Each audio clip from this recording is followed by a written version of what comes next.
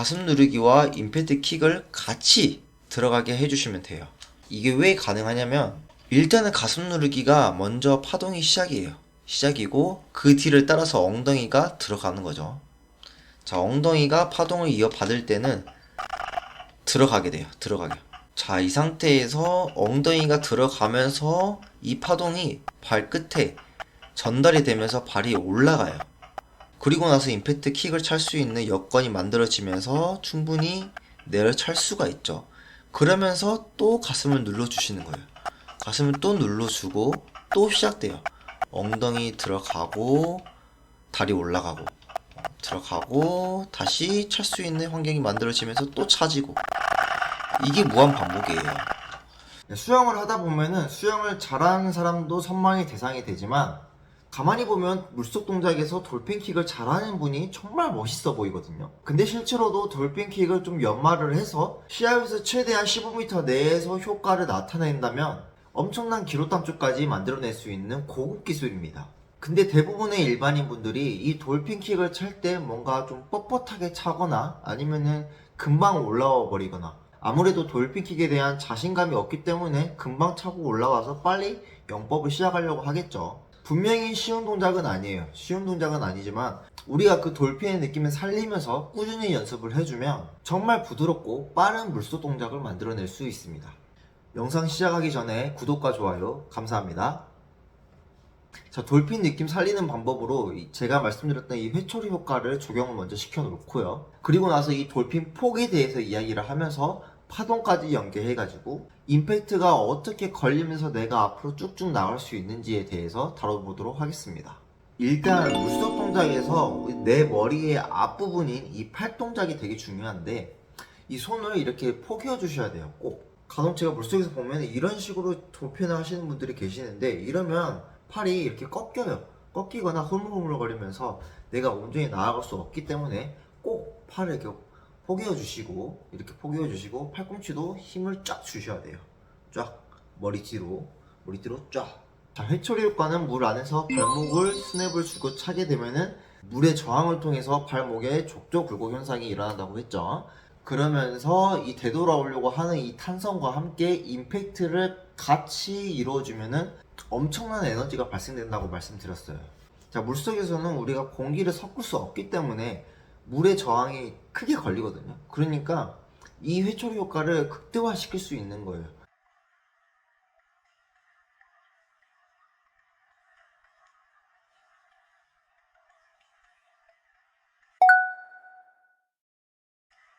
그래서 일단은 이 회초리 효과를 먼저 느끼신 다음에 이거를 돌핀킥에 적용을 시켜야지 내가 기본적인 돌핀에 대한 추진력을 가져가실 수 있거든요. 자, 이 느낌을 도저히 모르시겠다면 그냥 축구공 차듯이 이렇게 차보는 거예요, 물속에서. 그러면은 손목을 비유해보자면은 약간 이런 식으로 꺾이게 됩니다. 자, 따라해보세요.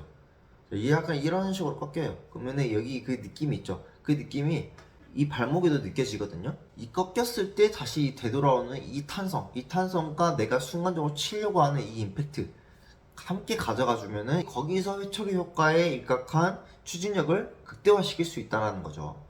그리고 나서 이제 중요한 게 돌핀의 폭이에요.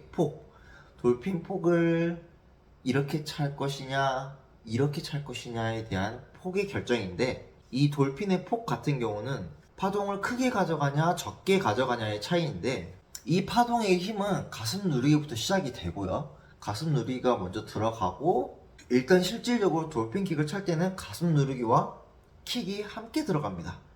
함께 들어가는데 왜 함께 들어가냐면, 자, 지금 돌핀킥은 폭이 큰 돌핀킥인데 보시면은 무릎이 많이 굽혀졌죠. 수영을 할 때는 킥이 크면 클수록 밸런스가 무너지고요, 저항이 많이 걸리는 게 맞습니다.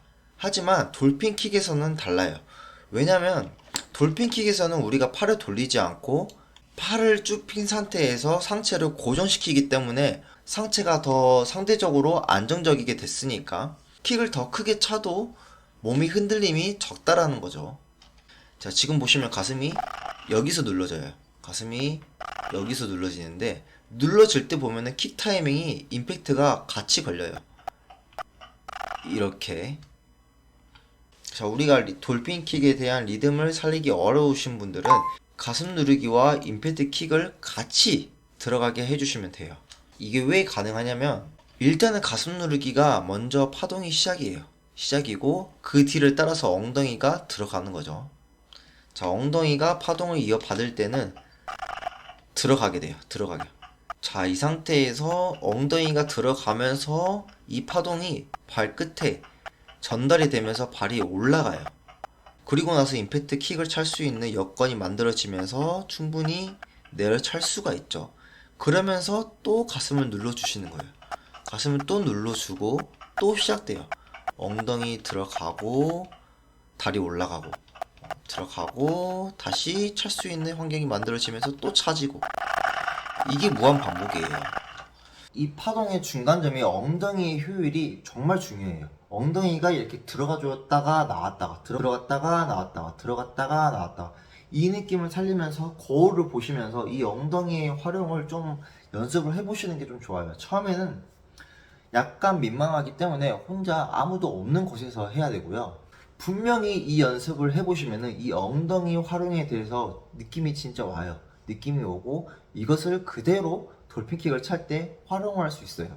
이게 근데 막상 시합에서 스타트를 하고 빠르게 찰 때는 웨이브를 신경 안 쓰고 그냥 차게 되는데, 이거는 좀 스타일적인 면으로 약간 달라요. 분명한 거는 상체를 이용해서 킥을 한 번에 크게 차는 게 분명히 거기서 이루어지는 추진력은 분명히 커요. 근데 우리가 수영할 때는 추진력의 힘뿐만 아니라 이것을 반복하는 속도도 관련이 있잖아요. 그러니까 내가 킥을 큰 킥을 2번 차냐 아니면은 좀 좁은 킥을 3번 차냐의 차이인데, 정말 선수들 영상만 봐도 크게 차시는 분들도 있고 아니면 좁게 깔딱깔딱 차시는 분들도 있어요. 근데 또 저는 이렇게 생각하는 게, 선수분들이 깔짝깔짝 차는 거랑 우리가 깔짝깔짝 차는 건 또 다르다고 생각하거든요.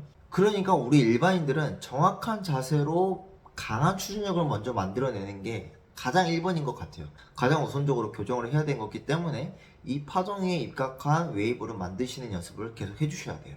상체로부터 나오는 힘을 통해서 킥을 찰 수 있는 환경을 만들고 거기서 바로 임팩트를 줄 수 있는, 그러면서 마지막 끝에 회초리 효과까지 땅.